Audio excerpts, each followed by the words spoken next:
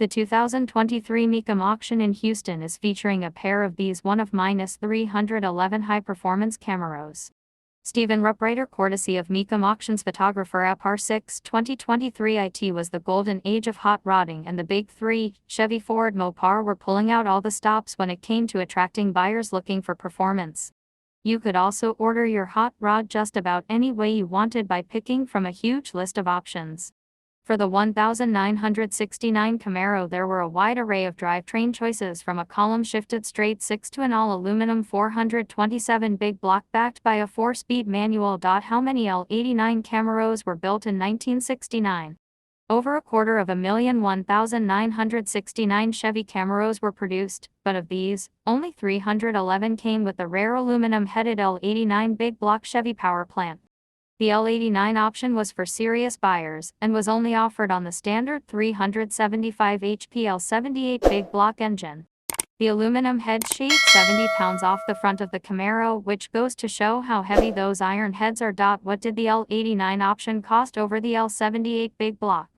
The L89 option wasn't cheap. It added another $394.95 to the $316 you already had to spend to get the 375 HP L78 big block that nearly 5,000 customers opted for. Yeah, the L89 option cost more than the entire big block it was upgrading, which explains why so few opted for it. Keep in mind that in 1969, $400 was a lot more than it is today.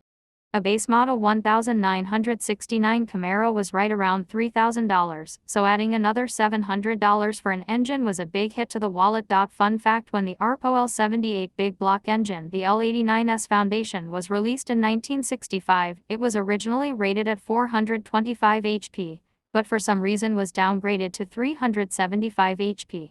Maybe that was done to make it easier to insure, or to upsell the eventual 427 big block.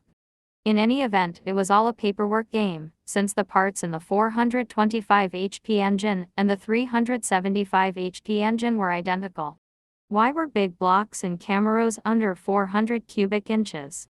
When Chevrolet added the pricey L89 aluminum heads to the L78 big block, it didn't up the official 375 HP number at all. But common wisdom is that the L89 was very underrated. You see, back in '69, General Motors passed an edict that none of the F-body cars could have engines that displaced more than 400 cubes. This was eventually overcome by the shenanigans of builder dealers such as Dick Harrell and Don Yenko, which led to the Central Office Production Order (COPO) program, and the 427 being added between the Camaro fenders. But the L89 was the king of the hill in terms of offerings through typical Chevy dealer showrooms. Differences between L78 and L89 engines. The L78 ran a solid lifter cam along with a forged steel crank and forged domed pistons. This gave it a premium gas-happy 11.01 compression ratio. As we said, the sticker may have read 375 HP, but the engine was the same as the 425 HP version, and many feel even that number was an underrating. The L89 option saved weight, but wasn't a sexy option since it didn't change the 375 HP sticker on the air cleaner. Nobody other than hardcore racers cared about the weight savings, which is why so few spent the extra cash on the option. Turns out it was a good investment for those who did. IS 1969 Camaro lot number S152.1 is being sold with no reserve at the 2023 Mecum auction in Houston, Texas.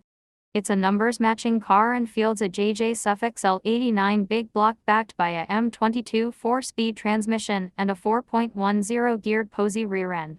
The SS is finished in Fathom Green with a black interior and comes from the Horton Classic Car Museum collection, where it's been cooling its heels and waiting to hopefully hit the road again. Only 311 L89 Camaros were sold in 1969, but as luck would have it, 2 of them are being sold at the Mecum Houston event. This Camaro lot S134 fields a JM Suffix 396 CI/375 HP big block backed up by an automatic transmission.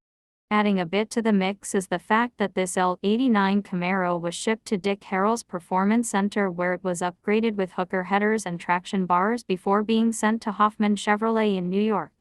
In May of 1969, it went back to Harrow for subframe connectors, a bigger cam 3-angle valve job, and other mods. We dig the Harrow connection, but would still choose the Fathom Green Camaro due to the 4-speed. But for someone wanting a rare automatic car, this is a pretty cool opportunity, and it's being sold with no reserve.